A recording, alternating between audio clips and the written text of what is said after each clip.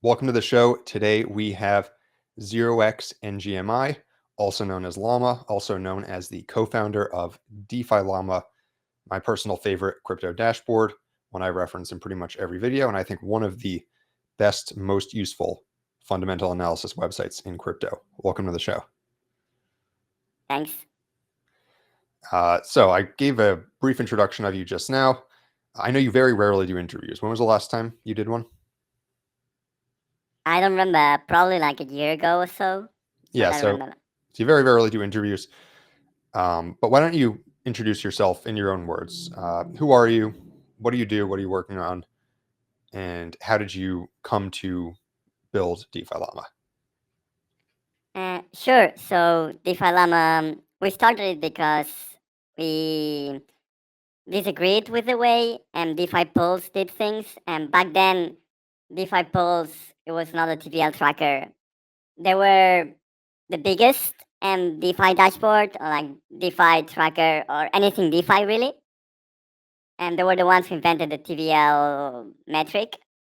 And so they were quite big. And then if you were a DeFi protocol, you had to be there. But so it kind of like restricted the types of like or like knowledge of protocols. So we didn't agree with that. We thought it was important that um, sort of like meeting point was very open to everybody, and we would list everybody, every protocol, without having to be sort of like police that says this is a good protocol, this is not a good protocol. And that's why we built DefiLlama. Something interesting about DefiLlama that I think I've never spoken about is that actually at the start, DefiLlama was not really successful. And it was funny because there was this point when we like the product was better than DeFi Pulse, but we were not gaining any followers. Actually, we were losing followers. So we had all the protocols that DeFi Pulse had. We had like more protocols even. We had some protocols that they had grown and we like our data was better. And we had like all the features and stuff, but we were losing users. And because DeFi Pulse was just like good enough. And what happened was, which it was like a lot of luck, was that the whole multi-chain expansion started. And so I was just very fast in adding support for AVAX, Solana, this kind of chains. And DeFi Pulse was very slow. Like they never got around to adding it. I think at some point they were working on it, but it just never happened. And that was the one reason why people decided to switch. But I believe that if they had been faster, DeFi Llama probably wouldn't exist because people would have just kept using DeFi Pulse. Because even if like the product is a bit better, and we were like more open and all these things, and people were used to it, and it's hard to change user behavior. It's interesting you say that because that was my impression as an outsider, despite what some people think. I mean, you and I chat, but I have no affiliation at all with you guys. My impression as an outsider was that that's exactly what happened because I started using it in probably spring of 2021 to look at Avalanche, to look at certain chains on Cosmos, to look at others because it wasn't anywhere else, and to track, for example, the dominance between different chains. That's something I was using pretty heavily, and it got to a point where I only checked DeFi Llama pretty quickly in the summer of 2021 because the things I wanted were only there. So it's really interesting to hear that that was what you credit it with as well. Yeah, it was funny because there was this point where it was looking a bit grim because so like before like the whole multi-chain thing, right? So DeFi Pulse had around like 10, a bit more than 10 employees, and DeFi Llama was mainly me alone and working on like all the code and stuff. And I couldn't really think of any way that I would really like break out, you know? And like there was like when I thought about, okay, how can I get a leg up over DeFi pools? How can I do that? And there was really nothing on my mind. So it was a bit of like a leap of faith where, all right, let's continue and hope something happens that will unlock our growth. And so we were just very lucky that that happened. And then we were also very lucky that DeFi pools didn't pursue it. So it was like when I look back at it, um, there was a lot of luck involved, I think. Oh, don't sell yourself short either. I think one of the things you guys are known for is shipping quickly. Why do you think that is? Well, yeah. So the thing is that initially we had like a very small team, and I also worked a lot of hours. So when you have a very small team, and we also had like no meetings, we still have no meetings. It's very easy to like spend a lot of time just like doing the actual work because usually companies a lot of time is ends up being spent communicating, documenting stuff, that kind of stuff. And when you remove it and you just focus on let's ship stuff, then it's much faster to like go, like it's much easier to go fast. Obviously it's not really like scalable to like a huge company, but for us we've kept like the team like very small, and we've we still don't have like any meetings and things like that. So I think that's what enabled us to like be very fast. Because if you just think about it, like if you keep the context all in your head, then you can just go to work and like just work directly, and it's just so much faster versus having to like fill in somebody else, and then all this coordination, all this communication, it adds overhead. Yeah, totally. So what advice would you give to other projects in crypto based on that? I would say, I mean, it depends a lot on the project, but I would say initially keep the team small and just focus on shipping. And also, you need to have like a bit of like a resilience, or like maybe not resilience, but like a bit of like a blind faith.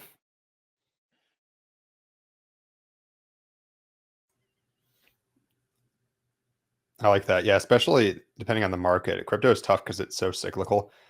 I was talking to a founder about this yesterday, where he was saying that in certain markets, like even the one we're in right now, it can be tough to get positive feedback, and tough to get in that positive feedback loop. And so it requires to have a certain belief that what you're building will be useful eventually. Yeah, there are like many cases in crypto. You can look at OpenSea, for example, when they didn't really have a lot of traction and they were thinking of shutting down the company. And then the whole NFT boom happened, and they became like this huge company. But also with like many DeFi protocols, like Pendle, for example, is a good example because the whole points thing happened, right? Yeah, yeah, they really did a great job of being able to take advantage of that. I mean, I don't know if they still are, but they went up to a top 10 protocol, I think, by TVL. And it was a protocol that was, I mean, relatively small when they came across my radar in 2022. Yeah.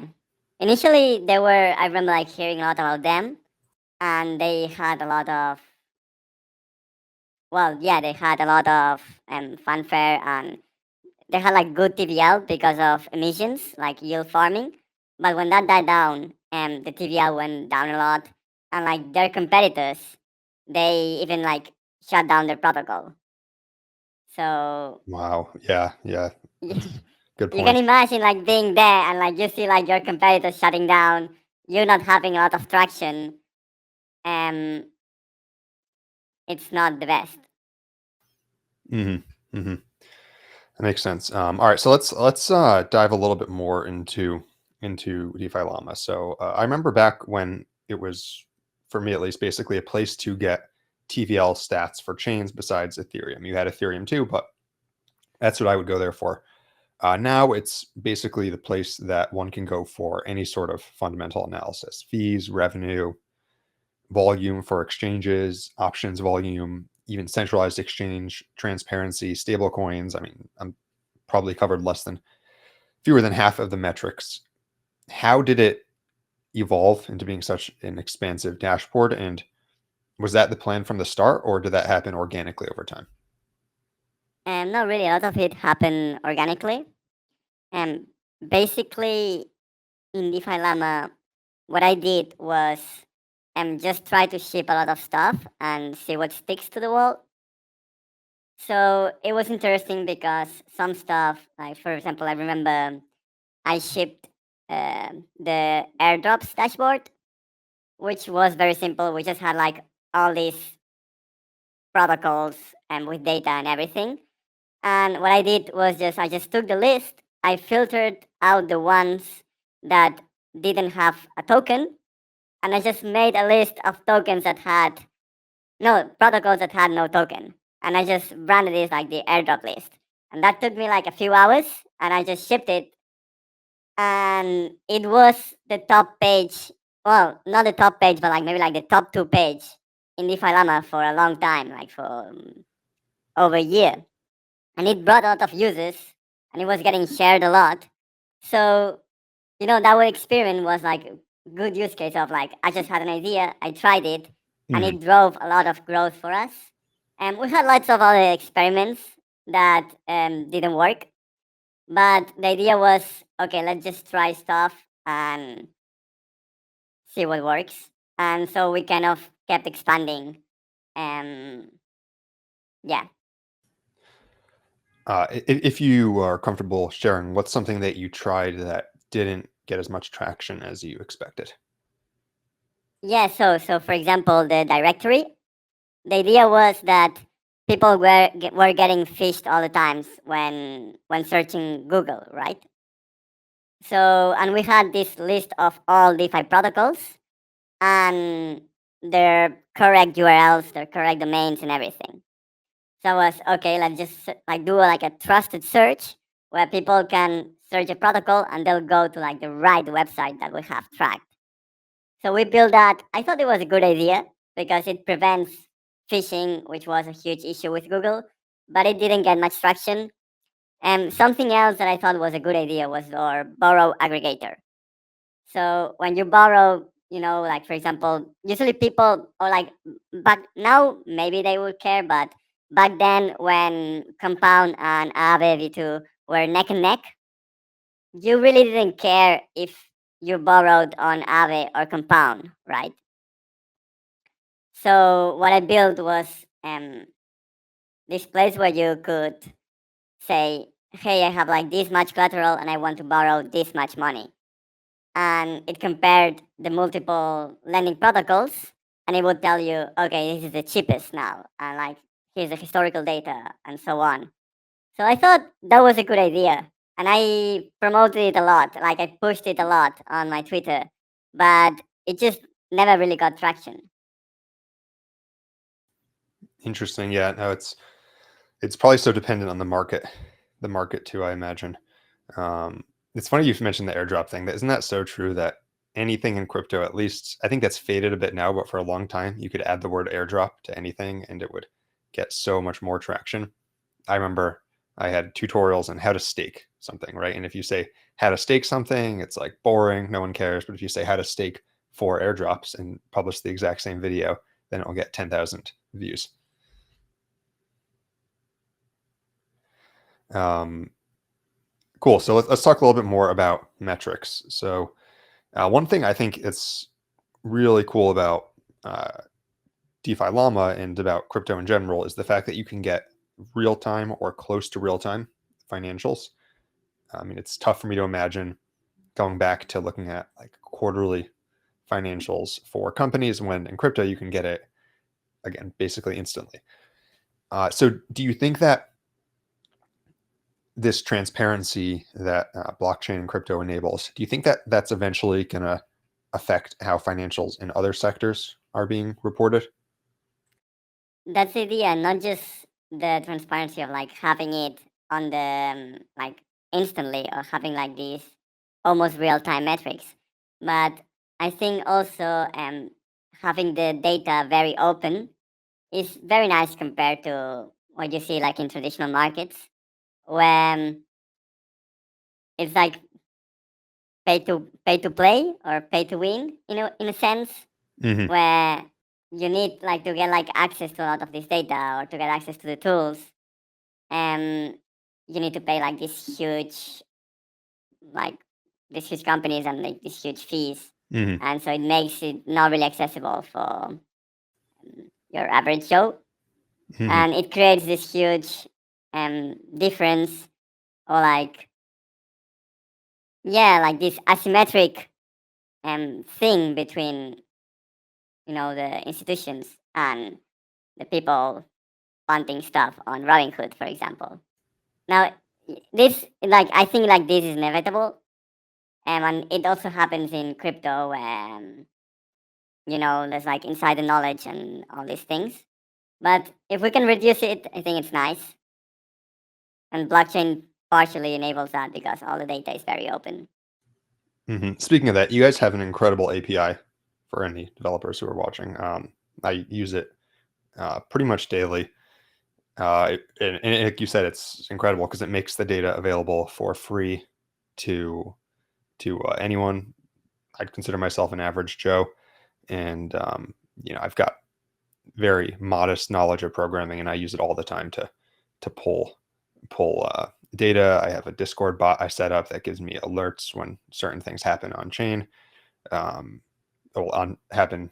Certain DefiLlama stats trigger certain things. It gives me an alert, and it's really, really user friendly. So props to you for that.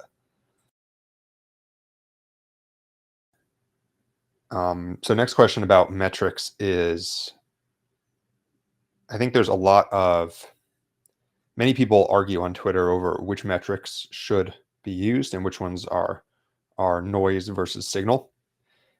Which ones do you consider to be the most useful personally, and also most difficult to fake? So ones that are really high signal, um, really low noise.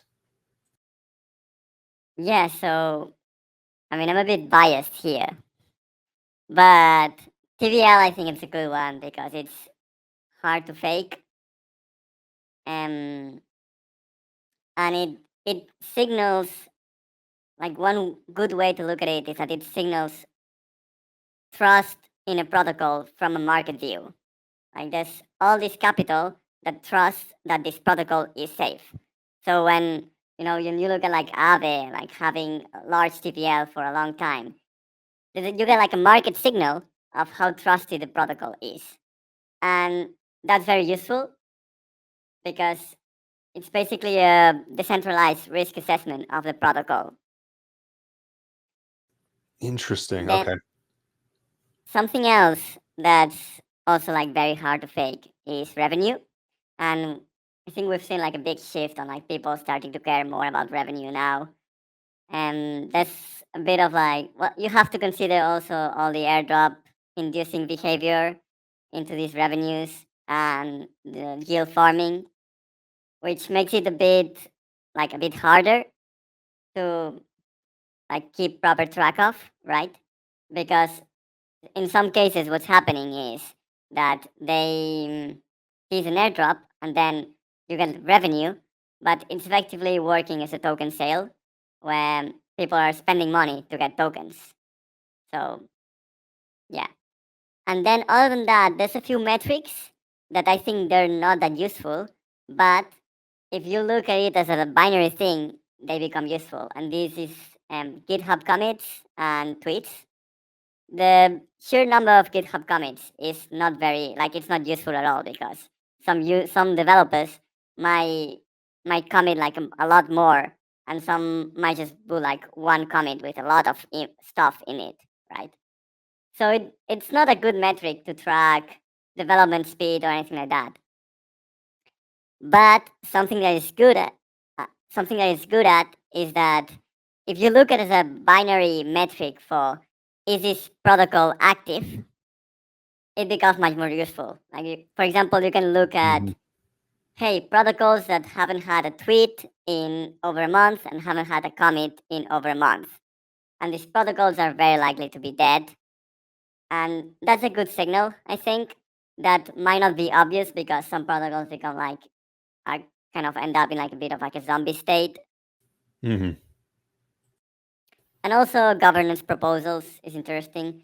Another very interesting metric for governance proposals that we pushed and it hasn't really got a lot of traction is so what- sorting governance proposals by how disagreeable they are, like how much, if Interesting. they're, yeah, because something that happens with governance proposals is that a lot of times they're for basic admin stuff, like changes that are very consensus, and these are not interesting proposals. There's stuff like, hey, let's list this new asset, for example, in Aave, or let's change this parameter.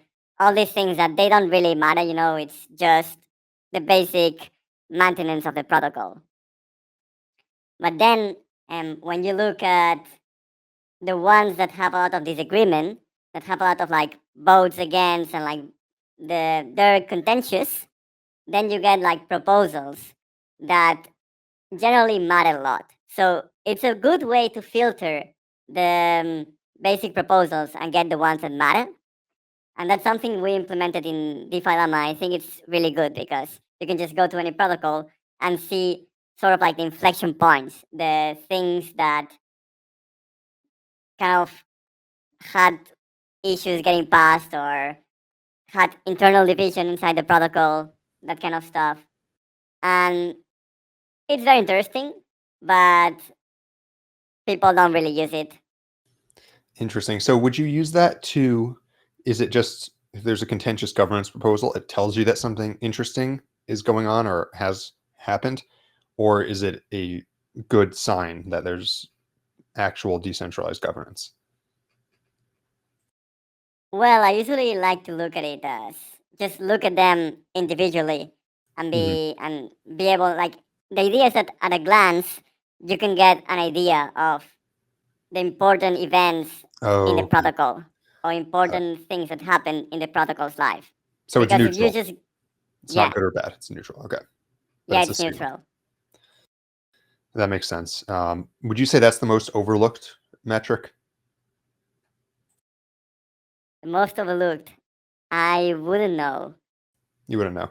It's Okay. not really a metric though. Not really a metric. I guess then my question would be what do you think are the most underused or overlooked metrics that you guys track?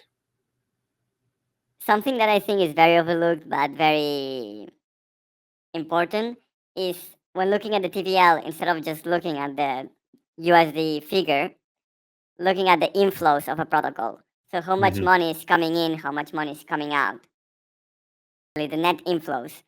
Because otherwise you have protocols that have like, there's no deposits, there's no withdrawals, but because the price of ETH, like it's a protocol that has a lot of ETH in it, and the price of it just goes up, the TVL goes up. Or it goes down and the TVL goes down. And you might be looking at it and you see like this insane growth, but it's not really growth. It's just that the assets are, the price is going up. But when you look at the inflows, you can actually see if, like, is the protocol growing? Is it not growing at all, or is it shrinking? And I think that's a really interesting metric. And I've been personally pushing it because I think it's very interesting, but nobody really uses it. No, I think that's really important. You see that a lot where people completely overlook the fact that TVL can be reflexive, and I think unfairly they use that to attack the entire metric without realizing that they're just using the metric wrong. Yeah, the biggest issue with the attacks on TVL is that in a lot of cases, it's just like wrong information. For example, a recurring like complaint that we've had is that like this has happened multiple times. But what happens is that someone in the Cardano community um, thinks that we're including Lido's TVL into Ethereum's TVL, but we're not including the Cardano's liquid staking into Cardano. So they think that we're unfair or something like that. But actually, what's happening is that Lido's TVL by default is not included into Ethereum's TVL. But yeah, that has happened like a few times that people get that wrong. Something else is that did a lot of harm, I think, to the metric, and this was partially on me. Was the whole Solana debacle, Hmm. where there was group of a group of developers who they did like all these protocols in order to like inflate the Solana TVL, and a lot of people don't know we made changes to the TVL metric to avoid that. They still think it's still happening. Hmm. So they think, oh, look at that, and that's like it's like fake metric because this happened, but it's not happened. Like it we changed it so it doesn't happen anymore. But the information, the news on the Solana thing reached so much more people than any tweet I can make about, Hmm. hey, we fixed it. So there's a lot of people that got the first news and they didn't get like the second thing. And I also think that was part of me, like I should have thought about it more and I should probably have prevented it. But yeah. Maybe, I mean, it's always easy to say that in retrospect, right? That it could have been done differently. But I also think it's one of those things where it's tough to anticipate how or if people will purposely try to inflate a metric. Especially, I feel like I don't know if you anticipated it, but I feel like the what happened with DeFi on chains outside of Ethereum in fall of 2021, I feel like caught many people by surprise, me included. And I was invested in it, right? And I was making content. My channel originally was focused on Avalanche, Cosmos, and to some extent Solana DeFi.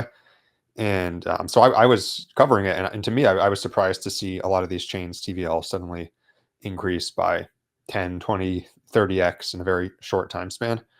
And a lot of us had to adjust very quickly. Yeah, that's true. Well, a bit of what happened was out of change they started copying the Polygon playbook, right? Of incentives and all that. And so it just they copied it and like it kept working and so they had like all this explosive growth. Hmm. Hmm. Yeah, that's a really good observation. So I see DefiLlama screenshots all the time, everywhere, from Twitter to crypto news to sometimes even in TradFi news or reports. What would you say is the most surprising place you've seen DefiLlama referenced? I wouldn't say it's the most surprising, but the one I liked the most was once I was talking in real life to this guy and then we're like talking on something and then he pulls out DefiLlama. And I mean, he didn't know that I was the one working on it, right? And then he starts telling me like, "Oh, do you know how this plays? It's really nice." And he starts like showing me the product, and I really liked it. It was like I had like this huge smile on my face. The only thing is that he when he was showing me, he visited this one page that was very slow to load. So when he was showing me, I was cringing inside, and then after that, Wow. yeah. After he finished showing me, I was like, okay, I think I have to like go back home and for something, and I just went straight back home and I just worked on optimizing that page Oh, that's funny. because it was so painful to watch. Was that the well, first off, so you didn't, I assume you didn't mention who you were. Did you say you had heard of it or did you play dumb? I played dumb because You played I dumb. was curious what people thought of it. What was it, the chain compare page or the protocol compare page by any chance? No, back then it was the chains page. The chains page. Okay. That one's very fast. The only one I've Yeah, ever because I optimized it later, but had. initially it was very low. It was very slow. That was like a long time ago, and it was the first time that someone mentioned DefiLlama to me organically. And after that, there's been like a few more cases, but there was the first time. Like it was in the early stages, and yeah. Oh, that's awesome. That's I can't even imagine how that would feel. So we talked about DeFi Llama. I want to touch on some of the other projects that you're working on. Some of which I guess, you might consider as part of the DeFi Llama umbrella, but people may not know that there's a lot more than just the dashboards. So for one thing, there's also a media arm, DL News, which I was fortunate to actually give a presentation to. I think last year. Um, so you have that. What other arms are there of the organization? Yeah, so there's a few, and there's some other like side projects and things like that. There's DL News that you mentioned, which is the media arm. The idea is like to build like a neutral media that is like high quality, mainly like focusing on that. And then there's also Llama Pay. Llama Pay I mainly built because I hated having to remember to like send out payments, and the other like things that existed back then. I was using like some other protocols back then, but um, it I didn't like them. So I was like, okay, I can build this myself for to use it myself. And so I built it to use it myself, and then other protocols started using it.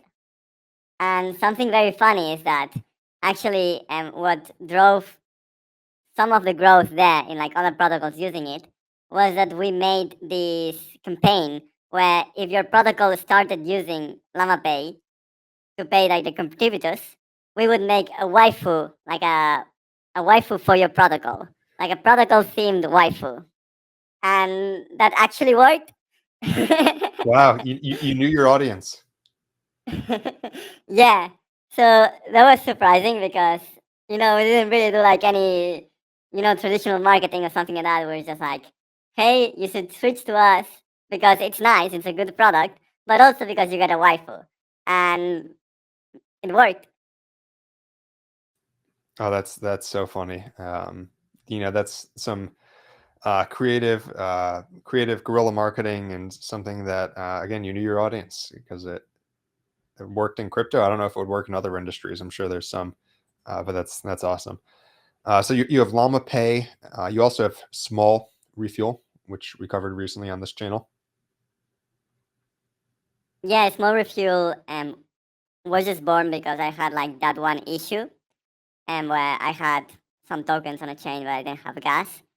So I also built it for myself, and then I just put it there, and it's just there, like it's like this sort of like side project, Mhm. and it's nice. People like it. The one big issue that small refuel always has is that people don't remember it. So because it's so rare to have like some tokens but not gas, they might have heard of it in the past, but then like when they actually have the issue, they're like, "Oh, I remember there was something, but I don't remember the name." So that's like the main issue it has. But it's nice. It's just this small utility that people use, and it's good.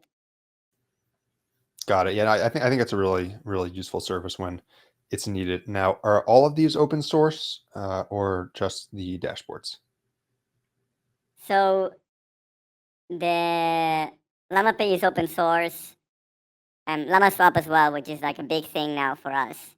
It's open source. DefiLlama is open source. Small refuel. I learned this thing with LlamaSwap, where we made it open source, and that made it very easy for like scammers to clone our website and then make some Oh, change so they would like yeah. scam people. And then they did that thing because they did the thing where they buy ads on Google, things like that. Yeah. So after that experience, and after like we put it out there, and even if like we close source it afterwards, it doesn't like it's already out there, so they can just use the old version to like scam people. Mhm. And I think because these scammers, I don't think like they're really skilled, and they don't have a lot of patience. So if you make them work to like properly recreate it, in a lot of cases they wouldn't. So even though like they could still like they could like look at what we built and recreate it by themselves, I think it's unlikely to happen. So for the new stuff that I built, like small refuel, I didn't. It's just like close. Well, I mean like it's just like a hidden repo there. But that was the reason because it was like very painful to see users being scammed Yeah. on that, and we spent like we built a lot of stuff to get people to try to prevent that. Like we built Llama search, we built or extension, we built we were like reporting all these scams on Google or like anywhere we could find. We spent so much effort, but people were still getting scammed, and that was I just hated it so much. So after that, like the new projects, if it's like data or something like that, it's like it will open source it. But if it's something that requires a wallet, we just keep it closed source. Like just make it a bit harder for scammers. And so far for like small refuel, we haven't had anyone try like do like play the scamming playbook yet. So it's small. It's much small as well. So maybe it's just that not enough of a bounty. Yeah, no, it's a problem, and I know you and I both have impersonators, but it does, as much as we try to report them and get rid of them, it's basically impossible because new ones pop up, and it is painful to see people scamming others, basically using your name or something you've made. But part of the reason I wanted to touch on open source is I think it's awesome. DefiLlama is open source. Uh, why? And uh, despite the fact that it's open source, I haven't really seen anyone make a serious play at trying to mimic it and compete with you guys. Why do you think that is? Yeah, so I think like a big thing that open source gives us is that protocols and developers of the protocols or community members of the protocols can come in and submit a pull request, and that's like very good because like our motto is we want to list everything. We want to be like extremely open as a platform. We don't want to like be the police of this is good DeFi, this is bad DeFi or anything like that. We just want to like provide the data on it. Like the data has to be accurate, but we're not gonna gatekeep protocols. That's the thing. And being able for like anyone being able to list there and just like make the work to like get the integration, and then us being fast. It's also very important that we are fast in like merging these PRs and everything, and allows that to happen to have like this place that really accepts all protocols. And it's also because we're a small team, and if you look at like at a new protocol, someone who's already familiar with the protocol has such a much easier time with it versus someone like me that has to like figure out how the protocol works.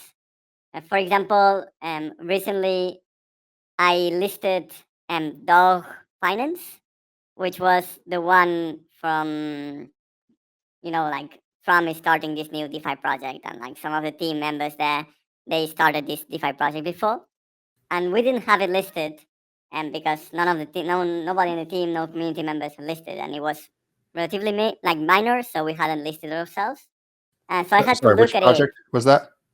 Yeah, it was Dog Finance. Dove, you said? Yeah, Okay. I'll send it to you. Yeah, Hmm. and so I had to like dig into the contracts to figure out how to list it and so on. And so when I have to do that, you have to spend so much time compared to someone who already knows how the protocol works and can just like bang it out quickly.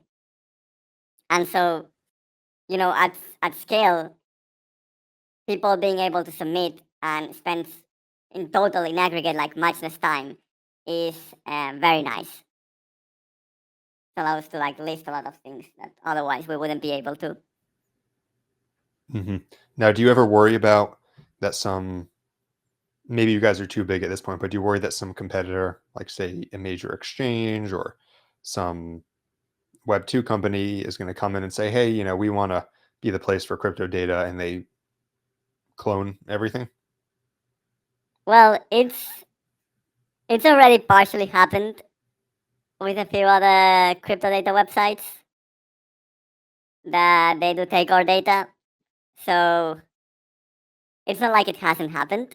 Hmm. But I think like the main thing today is that we have to be good, and as long as we're good, um, that's not really gonna happen. Like I like to think about it as what happened between DefiLlama and DeFi Pulse, right? So as like if they had like delivered on the multi-chain thing, we probably wouldn't have had a chance.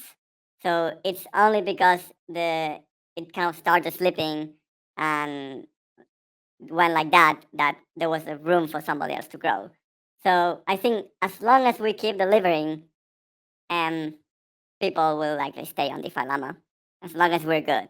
Now, if we start slacking, then yeah, there's it's a possibility. Hmm. Makes sense. One other product I wanted to touch on was Llama Feed, which you just announced. Can you talk about that a little? Yeah, so this was actually Slasher's idea. Slasher came to me and he's like, "Hey, I want to work on this idea. It's interesting." And I said, "Sure, go ahead." So he just like allocated his time to work on that. He was like completely his idea. And I just gave like a bit of feedback there, and like other llamas also gave feedback internally. And then we just shipped it today, and it's this dashboard where you get like real time updates on stuff happening, like large movements on chain, hacks happening. And you also get like you can customize it to have some stuff like claimable airdrops, news, and the price. The idea is to like become this sort of like homepage where you Awesome. can Yeah, no, just like get like all the important stuff. no, it's a really cool feature, and I'm gonna link it down in the description of this video as well. To wrap things up, a couple more broad questions about DeFi. So first off, and I should have asked this before when you were talking about DeFi Llama, why DeFi in the first place? I think people who follow DeFi Llama have seen how quickly you can ship. So I'm sure there's many things you could be spending your time doing. Why build in DeFi? Well, I really believed in DeFi, like personally, because I just really drank the Kool Aid. So I still believe in it. I think it's like very important that we have like financial structures that allow anyone to participate. They Yeah, they're like open to everybody. Anyone can deposit, like no matter nationality. You don't get excluded if you're from like some country that gets banned or whatever. And that like money is open, and yeah, basically just like the idea of providing like these financial services that previously we always had these these closed intermediaries, being able to like make them open and disintermediate them. And yeah, I really just believe that. So that's why I work in DeFi. And I also thought that, well, we have like all these, like DeFi is building this open financial system. So it should also have open data. It makes a lot of sense. So yeah.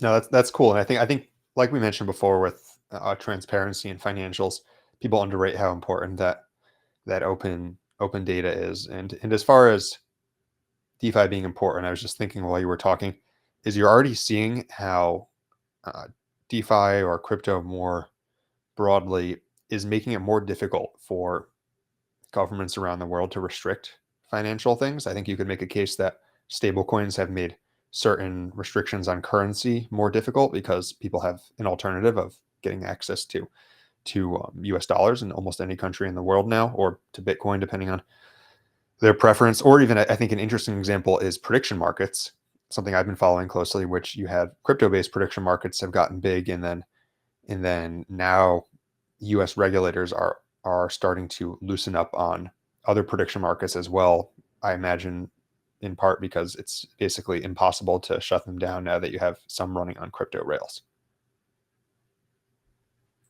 Yeah, definitely. I agree. Yes. Um, all right, so a couple final questions is are there any particular sectors that you see potential for mainstream usage of DeFi in the future?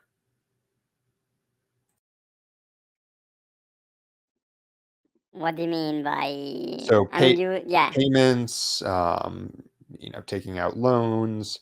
I guess is there anything that you find um, particularly interesting as far as like an actual use case of DeFi in day to day lives? I mean, I really think this idea that crypto has like no use case and so on, and I think that's very wrong. When you look at stablecoins, for example, Bitcoin, and like all the coins being used as a store of value, there's already like this huge real life use case for a lot of people.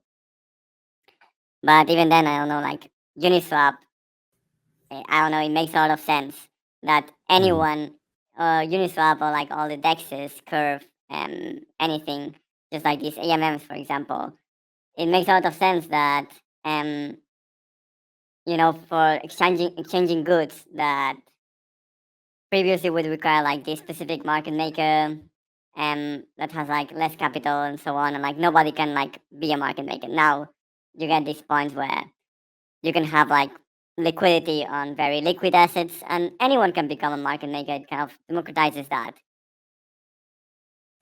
Mhm. Mhm. Yeah, makes total sense. Final question. I ask this to all my guests. What's the most interesting thing you've seen in the industry recently besides your own products? The most interesting thing, hmm,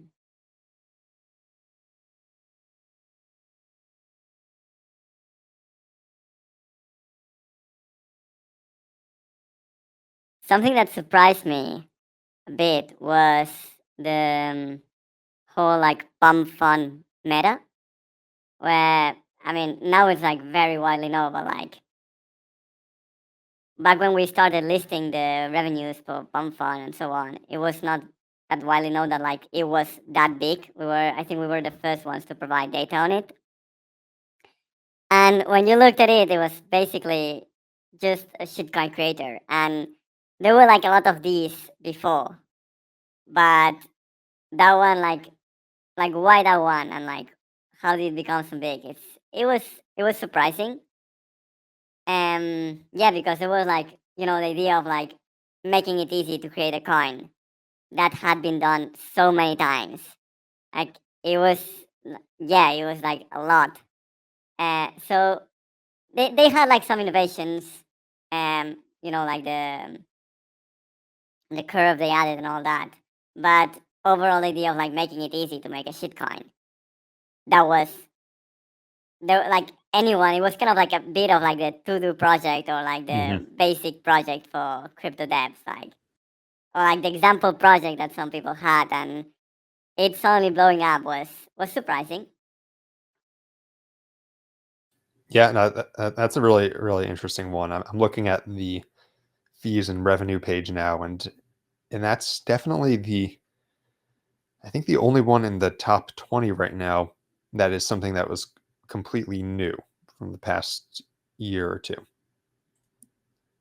Because Yeah, it had. most of the others were dexes or lending, which or liquid staking, which is important, but those existed back in 2021 as well.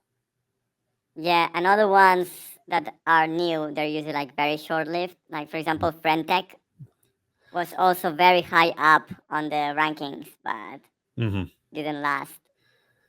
Yeah, no, pump is yeah, it's I mean, even if you look at like a monthly, even on a yearly basis, actually, I'm looking at fees for 1 year. It's rank 23, which is quite impressive for something new. Um, well, this has really been a really awesome interview. Again, I'm grateful that you came on to the channel. Is there anything else you wanted to talk about while we were here? No, really, it was. I touched a lot of stuff and I shared some interesting insights, so it was good. Great. Thank you for coming on. If people are somehow just hearing about DefiLlama and you for the first time, where should they go to find you? You should go to DefiLlama.com. Yeah. Yes, and we will link that down in the description, DefiLlama.com. And then your Twitter handle is the same as the username that's at the bottom of the screen, right? Yes. Perfect. All right. Thanks for coming on, Llama. It has been a pleasure. And for people watching, until next time, this is Dynamo DeFi.